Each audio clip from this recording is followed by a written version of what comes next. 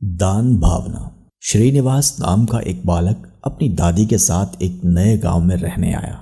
वे दोनों गांव के साहूकार के पास पहुंचे। साहूकार अपनी तोंद भुलाए कुर्सी पर बैठा था। दादी और पोते ने साहूकार को प्रणाम किया। दादी ने उससे कहा, मालिक, हम दूसरे गांव से आए हैं, अब यहीं रहना चाहते हैं। आप हमें सिर छिपाने की जगह दे दें, बदले में हम आपके घर के काम कर देंगे। साहूकार ने मन में सोचा, बिना दाम के दो मजदूर मिल रहे हैं, इन्हें क्यों छोड़ा जाए। वह मान गया।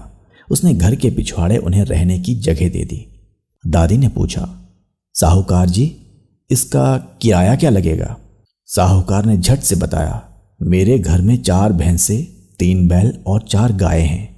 उन सबको चराना होगा।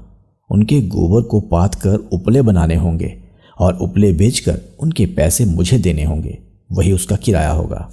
दादी और पोते ने साहूकार की शर्त मान ली। उसी दिन से दादी तो साहूकार के घर काम करने लगी और पोते ने गांव में ही कोई काम ढूंढ लिया। उनका जीवन चलने लगा। एक दिन की बात है, साहूकार के दरवाजे पर फटेहाल एक भिखारी आ गया। साहूकार ऊंची आवाज में बोला, चलो चलो आगे बढ़ो, मेरे पास कुछ नहीं है। वह भिखारी घूमकर पिछवाड़े की ओर आ गया। दादी को उस पर दया आ गई। घर में जो खाना बना हुआ रखा था वह उसने भिखारी को दे दिया। विदा होने से पहले भिखारी दादी की हथेली पर एक दमड़ी रखते हुए बोला, माँ, तुम इससे अपने पोते के लिए मुरमुरे खरीद लेना। दादी ने उस दमड़ी को अपनी संदूकची में रख दिया। वह सोच में थी कि आज अपने पोते को क्या खिलाएगी। तभी उसका पोता खेत से आया। वह भूखा था। दादी ने पोते को सारी बात बताई और कहा, संदूकची में से दमड़ी लेकर कुछ खरीद ला। जैसे ही पोते ने संदूकची खोली, सोने की चमक से सारी झोंपड़ी जगमगा उठी। उन्होंने सोना बेचकर सुंदर मकान बनाया, जमीन खरीदी, बैल खरीदे और बड़े किसान बन गए। उनकी समृद्धि देखकर सेठ ने सोचा, काश मैंने उस भिखारी को न भगाया होता। एक दिन वही भिखारी फिर उसके द्वार पर आया, जिसे बहुत समय पहले उसने भगा दिया था। साहूकार दौड़कर बाहर आया, भिखारी को सम्मान के साथ अंदर ले गया। इसके बाद थाली में 56 व्यंजन सजाकर उसके सामने ले आया। मुस्कुराते हुए भिखारी ने छक्कर भोजन किया। जाते हुए वह साहूकार को भी एक दमड़ी दे गया। दमड़ी हाथ में आते ही साहूकार की खुशी का ठिकाना न रहा।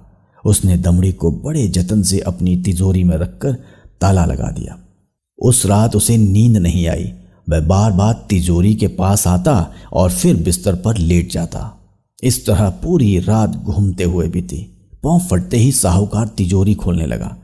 सोना मिलने की खुशी में उसने अपनी आंखें बंद कर ली थी। वह सोच रहा था उसकी पूरी तिजोरी जगमग कर रही होगी, लेकिन ये क्या हुआ? तो बिल्कुल उल्टा। उसकी तिजोरी में रखा हुआ धन कोयला बन चुका था। साहूकार समझ गया कि यह सब करनी का फल है। दादी ने निस्वार्थ भाव से भिखारी को भोजन कराया था, इसलिए उन्हें वैसा ही फल मिला। उसने लालच में आकर भिखारी को भोजन दिया था, सो ऐसा फल मिला। इसके बाद से साहूकार का व्यवहार हमेशा के लिए बदल गया। दादी और पोते ने उसे अच्छा सबक सिखा दिया।